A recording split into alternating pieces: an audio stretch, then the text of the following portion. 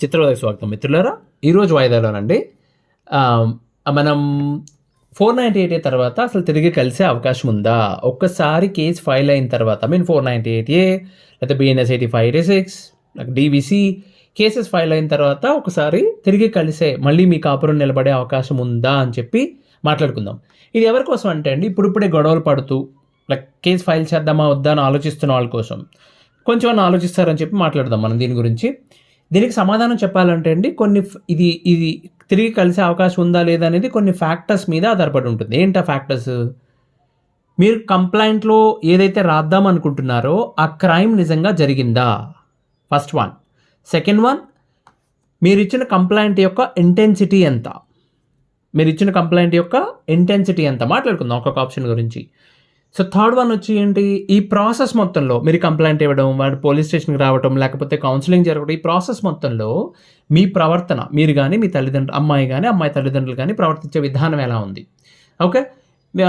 తర్వాత 4వ పాయింట్, మీ ఇద్దరి మధ్యన ఉన్న ఎమోషనల్ బాండింగ్ పరిస్థితి ఏంటి? భార్యాభర్తల మధ్య. ఇప్పుడు పెళ్ళైన తర్వాత 4 రోజులు కాపురం చేసి వెళ్ళిపోయిన వాళ్ళకి ఎమోషనల్ బాండింగ్ ఏముంటుందండి? గాడిదగుడ్డు. ఆ 4 రోజులు ఆవిడ ఇలా స్కాన్ చేసేసి వీళ్ళ దగ్గర ఇంత బంగారం ఉంది, ఇన్ని ఆస్తులు ఉన్నాయని చూసుకుని వెళ్ళిపోతుంది ఆవిడ.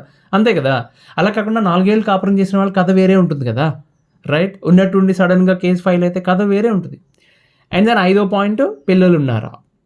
ఈ 5 పాయింట్ల మీద బేస్ అయి ఉంటుందండి. సో ఫస్ట్ వన్ చూద్దాం, నిజంగా నేరం జరిగిందా? ఇప్పుడు ఫర్ ఎగ్జాంపుల్, కట్నం కోసం నిజంగానే వేధించడం, డబ్బులు తీసుకురా పొట్టింటికి వెళ్ళని చెప్పి ఎంత ఇచ్చినా వాళ్ళకి సరిపోకపోవడం, లేకపోతే నార్సిస్టిక్ పర్సనాలిటీ డిజార్డర్ ఉంటుంది వాళ్ళకి, ఎన్పిడి అంటారు, కాల్చుకు తినేస్తుంటారు. కొంతమందికి విపరీతమైన అనుమానం జబ్బు, తాగేసి ఇంటిని పట్టించుకోకపోవడం, లేకపోతే భార్యను కానీ పిల్లల్ని కానీ ఒక లెవెల్కి మించి ఫిజికల్గా దాడి చేయడం, ఇలాంటివి నిజంగా జరిగినాయి అనుకోండి, కంప్లైంట్ ఇచ్చారనుకోండి, వాళ్ళ అహంకారం ఏమి దెబ్బతిందు. ఎందుకంటే జరిగింది కాబట్టి వాళ్ళకి తెలుసు, ఏదో ఒక రోజున ఇది జరుగుతుందని వాళ్ళకి తెలుసు. ఓకే. పోలీసు వాళ్ళు పిలిపించినప్పుడు కానీ అక్కడ కూర్చుని మధ్యవర్తులు ఎవరైనా చెప్పినా కానీ వాళ్ళు కొంచెం చెప్పింది వింటారు, మేబీ రియలైజ్ అయ్యే ఛాన్స్ ఉంది. అవ్వలేదనుకోండి, నిజంగా ఇంత జరిగినప్పుడు ఎవరు కలిసి ఉంటారు? కలిసి ఉండాలని కోరిక ఎందుకు ఉంటుంది, రైట్? 2 పాయింట్ ఏంటి, మీరు ఇచ్చిన కంప్లైంట్ యొక్క ఇంటెన్సిటీ ఏంటి? ఇప్పుడు నిజానికి కంప్లైంట్ ఇచ్చే ప్రాసెస్లో అండి చాలా చోట్ల జరిగేది ఏంటి తెలుసా? ఏదో ఒక పాయింట్ దగ్గర ట్రిగ్గర్ అవుతుంది. ఇన్నాళ్ళు భరించాం, నీటి కోసం ఏడ్చో, నేల కోసం ఏడ్చో, ఈ డైలాగులు చెప్పి ఎక్కడో ట్రిగ్గర్ అవుతుంది. ఏదో ఒక రోజు ఫోన్ మాట్లాడుకుంటారు, ఆర్ ఏదో ఘాటుగా స్ట్రాంగ్గా మెసేజ్లు పెట్టుకుంటారు కోపంతో ఒకరి మీద ఒకరు, అది అవతల పక్క వాళ్ళకి ట్రిగ్గర్ అవుతుంది, రైట్? ఆ కేసు ఫైల్ చేయాలనే నిర్ణయం అండి ఆ పీక్ మూమెంట్లో తీసుకుంటారు. అలా నిర్ణయం తీసుకున్నప్పుడు మిమ్మల్ని కంప్లైంట్ రాసుకుని రమ్మని చెప్తారు. ఓకే. సో నిజంగా అలా జరిగినప్పుడు అండి చాలామంది చిన్న చిన్న పాయింట్లు ఎక్కడన్నా జరగనివి కొంచెం ఎక్కువ చేసి యాడ్ చేస్తారేమో కానీ అస్సలు జరిగిన పాయింట్స్ రాయరు. చాలా కేసెస్లో రాయరు ఫస్ట్ వాళ్ళు. కానీ వెనకాల ఎవరో ఒకరు ఉంటారండి, రెచ్చగొట్టేస్తారు. ఇదేం సరిపోతుంది, ఇంకొంచెం అదేమన్నా మినపసంలో నెయ్యా, ఇంకొంచెం వేయడానికి వేయి. నిజానికి వాళ్ళిద్దరి మధ్య జరిగింది వేరే అండి. ఇప్పుడు ఉదాహరణ చెప్తాను నేను. కోడలు చేసిన కరివేపాకు పచ్చడి బాగోదని చెప్పి అత్తగారు తిట్టింది అని అనుకుందాం. అత్తగారు తిట్టింది, నువ్వు చేసిన కరివేపాకు పచ్చడి ఎలా తగలడింది ఏంటో చేదిగా అని చెప్పి. కంప్లైంట్ రైటర్లో ఎట్లా మార్చి రాస్తారు తెలుసా అండి? మంచిగానే ఉద్దేశంతో స్టార్ట్ చేస్తారు, కానీ వెనకాల వీళ్ళు చేసిన దాన్ని ఎట్లా మార్చి రాస్తారు తెలుసా? మా అత్తగారు కట్నం కోసం విపరీతంగా హింస పెట్టేది, అలాగే ఒకరోజు నా భర్తకి ఎంతో ఇష్టం అని చెప్పి కరివేపాకు పచ్చడి చేస్తే అది చూసిన మా అత్తగారు సాంబార్లోకి ఒక రెమ్మ కూడా లేకుండా మొత్తం పచ్చడి చేసేస్తావా అని చెప్పి పొయ్యి మీద ఉన్న మరిగే సాంబార్ తీసుకొచ్చి నా నెత్తి మీద నుంచి కుమ్మరించారు. మీరు మీరు మీరు నమ్ముతారో నమ్మరు, ఈ స్టేట్మెంట్ నిజంగా రాసింది ఒక ఆవిడ, రైట్? వెంటనే అడిగే క్వశ్చన్ ఏంటండి, కోర్టుకి వెళ్ళే వరకు ఎవరో క్వశ్చన్ అడగరు, ఎవిడెన్స్ ఏమైనా ఉందా అని. కోర్టులో అడ్వకేట్ అడుగుతారు ఆ ప్రశ్న. ఏమ్మా, వేడి మరిగే సాంబార్ నెత్తి మీద నుంచి పోస్తే ఏం జరుగుతుంది? నువ్వు వెంటనే డాక్టర్ దగ్గరికి వెళ్ళావా, హాస్పిటల్కి వెళ్ళావా, మందు వేసుకున్నావా, లేకపోతే ఏం జరిగింది? ఎవరైనా పక్కింటి వాళ్ళు వచ్చారా? సాంబార్ కానీ వేడి వాటర్ పడినా కానీ స్కిన్ కాలిపోతుంది కదండి, చర్మం ఊడిపోతుంది, అది ఎవిడెన్స్ ఏం లేదు, అట్లా ఉంటుంది. అలాగే అమ్మాయిని అడిగితే అండి, నీ ఇష్టదైవం మీద ప్రామిస్ చేసి నిజం చెప్పమ్మా ఏం జరిగింది అంటే ఒప్పుకుంది, లేదని, అలా ఏం జరగలేదండి, అసలు నేను రాద్దాం అనుకున్నది అది కాదు, మా అడ్వకేట్ మార్చి రాశారని చెప్పి. ఇట్లాగే అండి ఉన్నవి లేనివి అన్నీ యాడ్ చేస్తారు. అత్తగారు ఆడపడుచు కలిపి నా మీద విషప్రయోగం చేశారు, మరి ఎలా బతికావు నువ్వేమన్నా నాగకన్యవా? తెలియదు. అట్లాగే కొట్టేవారు, తిట్టేవారు, పని మనుషులా చూసేవారు. ఇవన్నీ నిజంగా జరిగితే ఆ డిఫరెంట్ స్టోరీ. కానీ ఓకే. సో, కానీ ఇప్పుడు చాలామంది రాసేస్తారు, నాటు మందు ప్రయోగం చేసిన నాకు అబార్షన్ చేయడానికి ట్రై చేశారు. నో. ప్రాక్టికల్‌గా రియాలిటీలో ఏం జరుగుతుందంటే, మేబీ వాళ్ళు ఫోర్స్ చేసి ఉండొచ్చు. నాకు ఇష్టం లేదు ఇంకా పిల్లలకంటూ అనుండొచ్చు. అది అలాగే రాస్తే డిఫరెంట్ స్టోరీ. రైట్? కానీ వీళ్ళేంటంటే ఒక సెపరేట్ సెషన్స్ కేస్ అవ్వడం కోసం నాటు మందు వాడి అబార్షన్ చేసేవాళ్ళని చెప్పి రాసేస్తారు. రియాలిటీలో ఏంటి, వీళ్ళు డాక్టర్ దగ్గరికి వెళ్తారు, అక్కడ సైన్ చేస్తారు, డాక్టర్ సజెస్ట్ చేస్తారు, ప్రిస్క్రైబ్ చేసిన మెడిసిన్ వాడతారు, దానివల్ల అవుతుంది అది. కానీ అవేమీ చెప్పరు. రైట్. ఓకే. ఇప్పుడు చాలామంది అండి ఆడపిల్లలు ఒక రకమైన కన్ఫ్యూజన్ స్టేట్లో ఉంటారు. అంటే వాళ్ళు అప్పటికి పూర్తిగా డిసైడ్ అవ్వరు. నిజంగా చాలామందిని చూసాం. అప్పటికి కంప్లైంట్ ఇద్దాం అనుకునే టైంకి పూర్తిగా డిసైడ్ అవ్వరు. పోలీస్ అవసరమా, కంప్లైంట్ ఇస్తే ఏమవుతుంది అని ఆలోచించుకుంటేనే వాళ్ళు కంప్లైంట్ కాపీ పట్టుకొస్తే, ఇదేంటిది, నేను చెప్పింది ఇది కాదు కదా, వేరే ఉంది కదా అంటే, పర్లేదు సంతకం పెట్టు. మామూలుగా రాస్తే చిన్న చిన్న విషయాలు రాస్తే తీసుకోరు, కొంచెం స్ట్రాంగ్గానే ఉండాలని చెప్పి సంతకం పెట్టిస్తారు. కొంతమంది చదువుకున్న వాళ్ళు కొంచెం విజ్ఞత ఉన్న వాళ్ళు అడ్డుపడతారు. లేదు, ఇది కాదు జరిగింది, మీరు ఎందుకు ఇవన్నీ రాశారు, కంప్లైంట్ కాపీ మార్చి రాయండి అని చెప్పి రాయిపించిన ఆడపిల్లలు ఉన్నారు. ఇంకా కొంతమంది రౌడీ గ్యాంగ్ ఉంటారండి. ఆడపిల్లలు ఉంటారు కదా, మన శూర్పణఖ వారసులు. వాళ్ళు ఇక మీకు పాత ఏదో సినిమా గుర్తుందా, నాకు గుండుసున్న మార్కులు వేస్తావా, గుండె మీద కొట్టండి రా పంతులు అంటారు చూడండి. ఆ టైప్లో ఉన్నవి లేనివి అని రాసేస్తారు. ఇక కొన్ని అయితే మనం మాట్లాడుకొని కూడా మాట్లాడుకోలేమండి. నా భర్త తండ్రి నాతో చెడుగా ప్రవర్తించాడు, ఇట్లాంటివి కూడా రాసేస్తారు, దుర్మార్గంగా రాసేస్తారు. ఓకే. సో ఇంకొంతమంది ఉంటారు ఏమండి, వాళ్ళు ఏం చేస్తారంటే అండి, భార్యాభర్తల మధ్యన కొన్ని సీక్రెట్స్ ఉంటాయి. రైట్? ప్రతి ఒక్కరికి ప్రైవసీ ఉంటుంది, పర్సనల్ లైఫ్ ఉంటుంది. అది మీ ఇద్దరికి సంబంధించింది అయి ఉండొచ్చు, లేదా ఏ ఒక్కరికో సంబంధించిన పర్సనల్ విషయం అయి ఉండొచ్చు. అది హెల్త్కి సంబంధించి, ఫైనాన్షియల్ మ్యాటర్స్ అయి ఉండొచ్చు, ఇంకా వాళ్ళు పూర్వం వాళ్ళ లైఫ్లో జరిగిన సంఘటనలు అయి ఉండొచ్చు. ఎందుకు షేర్ చేసుకుంటారండి? మీరు హ్యాపీ మూడ్లో ఉన్నప్పుడు, మంచిగా మాట్లాడుకున్నప్పుడు, మీ ఇద్దరి మధ్యన రిలేషన్ బాగున్నప్పుడు చక్కగా షేర్ చేసుకుంటారు. అది ఎందుకు? అదొక ట్రస్ట్. రైట్? అదొక నమ్మకం. వీళ్ళు ఎవరికి చెప్పరు. భార్య భర్త గురించి ఎందుకు చెప్తుంది, అలాగే భర్త భార్య గురించి ఎందుకు చెప్తాడని చెప్పి ఆ సీక్రెట్స్ లీక్ చేసేయడం అండి. నలుగురిలోకి వచ్చి కూర్చుని ఒకసారి అలాంటి విషయం గురించి మాట్లాడితే, ఎంత చిన్నదైనా సరే, ఒక విషయం చెప్తా మీకు. ఒక కేసులో వైఫ్ వచ్చి, నా భర్తకి 2 బ్యాంక్ అకౌంట్లు ఉంది, ఒక బ్యాంక్ అకౌంట్లో 5 లక్షల రూపాయలు ఫిక్స్డ్ డిపాజిట్ ఉందని చెప్పింది ఆవిడ. ఇది సీక్రెటా అంటే సీక్రెటే కదండి, మరి ఫైనాన్షియల్ సీక్రెట్ కదా. అంటే నువ్వు ఏ ఉద్దేశంతో అవన్నీ గుర్తుపెట్టుకున్నావు, ఇక్కడికి వచ్చి ఎందుకు చెప్తున్నావు అవన్నీ? రైట్? నీ ఇంటెన్షన్ ఏంటి? What is your intention? Why you're telling this? అది కూడా ఇనీషియల్ స్టేజ్లో ఎందుకు చెప్తున్నారు ఈ విషయం? ఇలాంటి విషయాలు చెప్పకూడదండి. మీరు మనసుని, మాటని కంట్రోల్ చేసుకోవాలి. ఎట్టి పరిస్థితుల్లోనూ 1కి 10 సార్లు ఆలోచించుకోండి. పాయింట్ చెప్పొచ్చా చెప్పకూడదా. ఓకే. అది చెప్తే ఇక అయిపోయినట్టండి. అసలు అడ్వకేట్ నిజంగా తెలివైన వాళ్ళు ఇన్ ద సెన్స్ కొంచెం ఇంటిగ్రిటీ ఉన్న అడ్వకేట్స్ ఎవరన్నా కానీ, ఏమండి నా భర్త మీద నేను 498 వేద్దాం అనుకుంటున్నానంటే, వాళ్ళు ఫస్ట్ చెప్పే పాయింట్, అమ్మా 498 కేసు ఫైల్ చేస్తే నీ కాపురం పోయినట్టే, విడిపోయే ఉద్దేశం ఉందా, అప్పుడు ఇద్దాం అని చెప్తారు.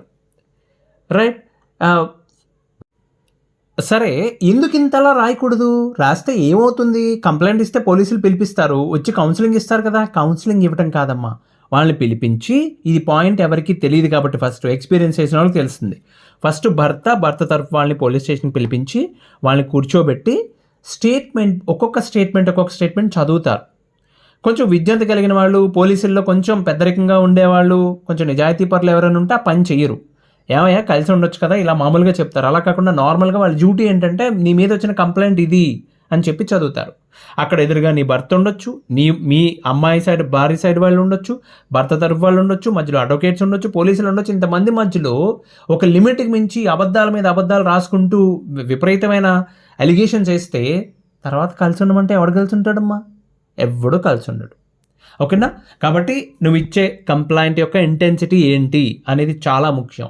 మీరు అడగొచ్చు, ఇన్ని పాయింట్లు ఆడవాళ్ళకే చెప్తున్నారండి, మగవాళ్ళకి ఏం చెప్పరా? I will tell you something. మగవాళ్ళలో నిజంగా తప్పు చేసిన వాడు కూడా, భార్యని దారుణంగా హింస పెట్టినవాడు కూడా, నన్ను పోలీస్ స్టేషన్కి పిలిపిస్తావా అనే ఒక్క పాయింట్ పట్టుకుంటాడు తప్ప, అంతకుముందు నేను ఏం చేశానని వాడు మాట్లాడు. రైట్? ఫ్యామిలీ మ్యాటర్స్ ఎప్పుడు ఫ్యామిలీ విధంగానే తేల్చుకోవాలి, దాన్ని సంసారపక్షంగానే తేల్చుకోవాలి. సంసారంలో వచ్చిన గొడవల్ని పోలీస్ స్టేషన్కి వెళ్తే అది కథ వేరే అవుతుంది అనమాట. ఓకేనా? 3వ పాయింట్, ఈ ప్రాసెస్లో మీరు ప్రవర్తించే విధానం ఎలా ఉండాలి. ఇప్పుడు కంప్లైంట్ ఇచ్చారండి. కంప్లైంట్ ఫైల్ అయింది, ఆల్రెడీ ఇచ్చారు. పోలీస్ వాళ్ళు భర్తకు గానీ, అతని బంధువులకు గానీ ఫోన్ చేసి చెప్తారు. సర్వసాధారణంగా ఏంటంటే చాలా కేసెస్‌లో ముందు భర్తకో, వాళ్ళ తరపు వాళ్ళకో ఫోన్ చేసి చెప్పినప్పుడు వెంటనే వాళ్ళు ఇవతల పక్క వాళ్ళని కాంటాక్ట్ అవ్వడానికి ట్రై చేస్తారు. చాలా కేసెస్‌లో భర్త భార్యకి కాల్ చేయడానికో, మెసేజ్ చేయడానికో ట్రై చేస్తారు. లేకపోతే వీళ్ళు అందుబాటులో లేకపోతే, ఫోన్ తీయకపోతే మధ్యవర్తుల ద్వారా గానీ, వేరే మీ ఇద్దరికి కామన్ ఫ్రెండ్స్, చుట్టాల ద్వారా గానీ మిమ్మల్ని రీచ్ అవ్వడానికి ట్రై చేస్తారు. ఓకేనా? ఇప్పుడు ఉదాహరణకి ఇలా పోలీస్ స్టేషన్‌కి వెళ్లారంట కదా! మనం కూర్చొని మాట్లాడుకుందాం అని వాళ్ళు అడిగితే చాలామంది చెప్పిన సమాధానం ఏంటో తెలుసా అండి? పోలీస్ స్టేషన్‌లో కూర్చొని మాట్లాడుకుందాం. నో, పోలీస్ స్టేషన్ వరకు వద్దు. ఇంటి దగ్గర మాట్లాడుకుందాం. మా ఇంట్లో అయినా ఓకే, మీ ఇంట్లో అయినా ఓకే. ఏ సెంటర్ అయినా ఓకే. ఆర్ మధ్యవర్తులైనా ఓకే. చాలా ఒక రకంగా రిక్వెస్ట్ చేసినట్టే మాట్లాడతారండి. హుహు. అబ్బే! ఒప్పుకోరు. పోలీస్ స్టేషన్‌లోనే, అన్ని హాల్‌లోనే అక్కడే అంటారు. అంటే వాళ్ళ ఇంటెన్షన్ ఏంటి? మిమ్మల్ని పోలీస్ స్టేషన్‌కి రప్పించాలని చెప్పా? అలా జరిగినప్పుడు అవతల పక్కోళ్ళ అహం దెబ్బతింటదండి. యూనో డ్యామేజ్ ఎంత కంట్రోల్ చేయలేనంత డ్యామేజ్ అయిపోతుంది. ఇక కలిసి ఉండే అవకాశం లేనట్టే. అయితే సెటిల్‌మెంట్ చేసుకోవాలి కుదురుగా. ఓకే. లేకపోతే కోర్ట్‌లో కొట్లాడాలి. మీరెప్పుడు అంటే నేను ఎందుకు ఎవరి కోసం చెప్తున్నాను ఇది? తిరిగి కలిసి కాపురం చేయాలి అని డిసైడ్ అయిన వాళ్ళకి. అలా కాకుండా మిగతా ఉద్దేశాలుంటే దట్స్ ఫైన్. ఇవన్నీ ఫాలో అవ్వాల్సిన అవసరం లేదు. ఓకే. ఆహ్, అలాగే సెటిల్‌మెంట్‌కని కూర్చున్నాక ఇప్పుడొచ్చారు. ఇంటికొచ్చారండి. కూర్చున్నప్పుడు మీరు మాట్లాడే మాటలు, లైక్ మీరు వాడే పదాలు, వాళ్ళని తిట్లు తిట్టడం, నిందలు వేయడం, ఎవ్వరికీ సహనం ఉండదు, ఓపిక ఉండదు. అసలు అక్కడ ఎందుకు కలిసారో అది పట్టించుకోరండి. అక్కడికి వెళ్ళాక మా అమ్మాయిని గూట్లో రామచిలకలా చూసుకోవాలని చెప్పి ఆళ్ళు చెప్తే, మా అబ్బాయికి అవన్నీ అలవాట్లేదని ఆళ్ళు ఇయన్నీ గొడవలు పడడానికి కాదు కదండీ కలిసింది. మ్యాటర్ తేల్చడానికి. అది ఆలోచించరు. ఈ విషయంలో తేల్చుకోవాల్సింది భార్యాభర్తలేనండి. వేరే వాళ్ళు అసలు మాట్లాడొద్దు. వాళ్ళు మాట్లాడుకునేవ్వడం ఉత్తమం. ఫోకస్ చేయండి. సొల్యూషన్ మీద ఫోకస్ చేయండి. ఓకే. ఇప్పుడేం చేయాలి అన్న దానికి తప్ప అంతకుముందు ఏం జరిగింది ఇవన్నీ. ఇది కాకుండా మానసికంగా హింసించడం ఒకటి. వాళ్ళు ఫోన్ చేస్తే తీయకపోవడం, మెసేజ్‌కి రెస్పాండ్ అవ్వకపోవడం. మీరు చెప్పొచ్చు. నాకు నీతో మాట్లాడడం ఇష్టం లేదని కూడా మెసేజ్ పెట్టరు. అట్‌లీస్ట్ ఒక కన్‌క్లూజన్.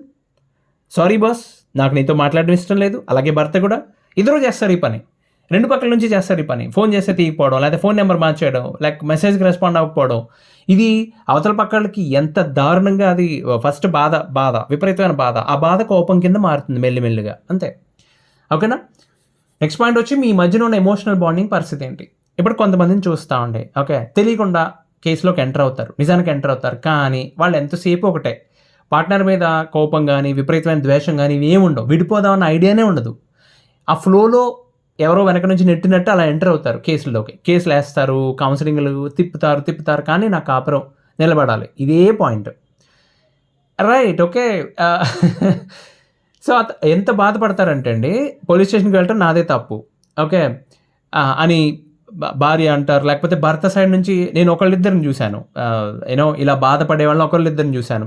తనొస్తా అన్నప్పుడు తీసుకొచ్చేయాల్సింది. ఈ పెంటంతా ఉండేది కాదు, ఈ గోలంతా ఉండేది కాదు, ప్రశాంతంగా ఉండేది మా లైఫ్ అని చెప్పి బాధపడిన వాళ్ళు ఉంటారండి. విచిత్రమైన విషయం, చాలామంది కేసెస్ నడిచి మొదలయ్యి 2 ఏళ్ళు, 3 ఏళ్ళు, 4 ఏళ్ళు అయిన తర్వాత వాళ్ళ అడ్వకేట్‌లతోనే చెప్తారు. ఆ రోజున నేను అలా చేయకుండా ఉండాల్సిందని చెప్పి.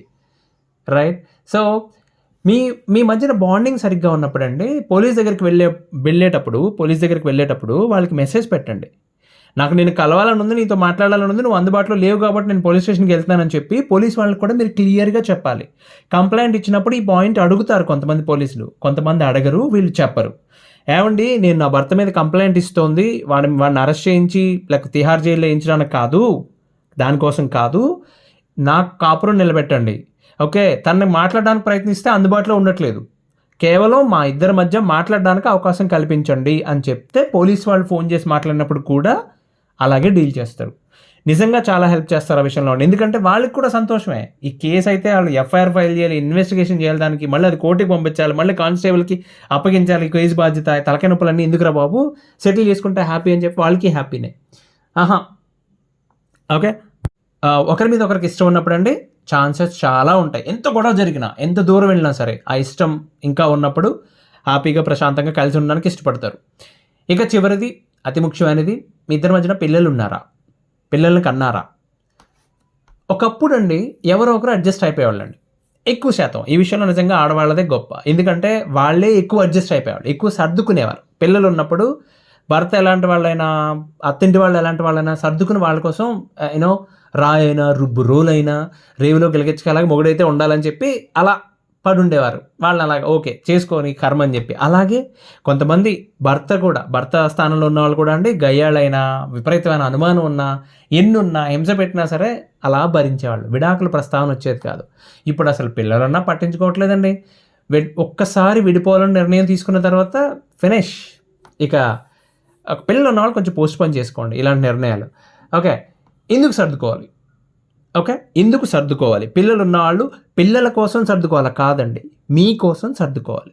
ఎందుకు మీకోసం? మీ భవిష్యత్తు ఎలా ఉండబోతుంది? ఎవడో ఆలోచించడు ఇవన్నీ. ఓకే. ఇప్పుడు ఉదాహరణ తల్లి సైడ్ నుంచి చూద్దాం. పిల్లలు తల్లి దగ్గర ఉన్నారనుకోండి. అమ్మ మీకే చెప్పేది. పెంచుతారు సరే. వీళ్ళు ఎలా పెంచుతారో తెలుసా అండి? సింగిల్ విమెన్, సింగిల్ మదర్ అంటారా? ఏదో పదం వాడతారు దానికి. భర్త నుంచి విడిపోయి పిల్లల్ని పెంచే తల్లులు ఎలా పెంచుతారంటే అండి, పంచప్రాణాలు పెట్టేసుకుంటారు. బికాజ్ వాళ్ళ ఫోకస్ మొత్తం పిల్లల మీదే ఉంటుంది.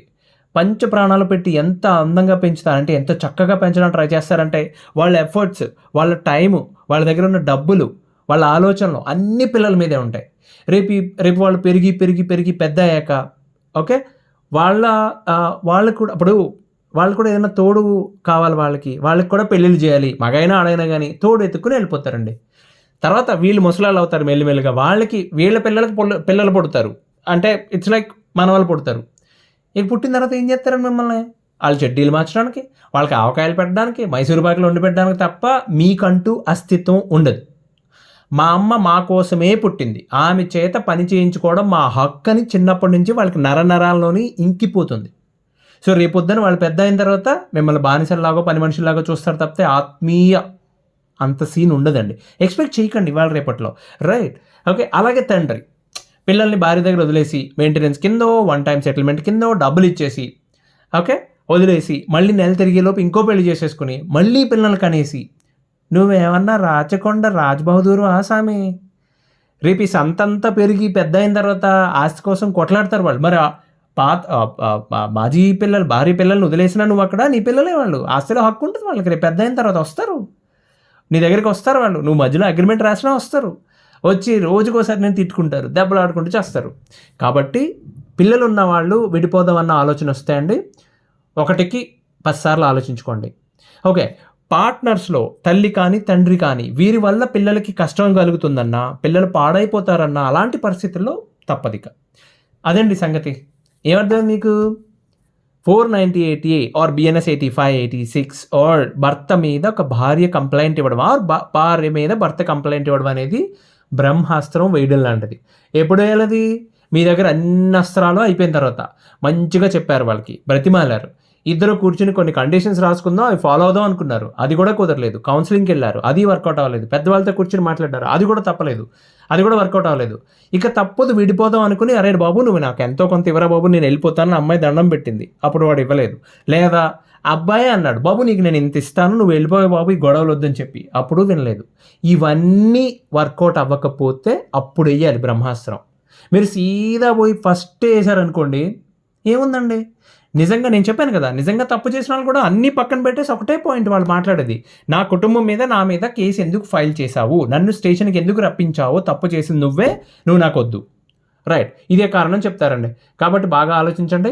మర్చిపోయాను మీకు సమాధానం చెప్పాలి కదా. ఒక్కసారి కేసు ఫైల్ అయ్యాక తిరిగి కలిసే అవకాశం ఉందా? దీపావళి రోజున 10,000 వాళ్ళకి నిప్పి వెలిగించారు. అది తుస్సుమని సౌండ్ చేసి పేలకుండా ఆగిపోయే అవకాశం ఎంత ఉందండి? కేసు ఫైల్ చేశాక తిరిగి కలిసే అవకాశం కూడా అంతే ఉందండి. చాలా రేర్, చాలా అంటే చాలా అరుదు. ఇవి ఫ్యాక్టర్స్. మళ్ళీ వాయిదాలో ఇంకో మంచి విషయంతో కలుద్దాం. అంతవరకు సెలవు. ధన్యవాదాలు.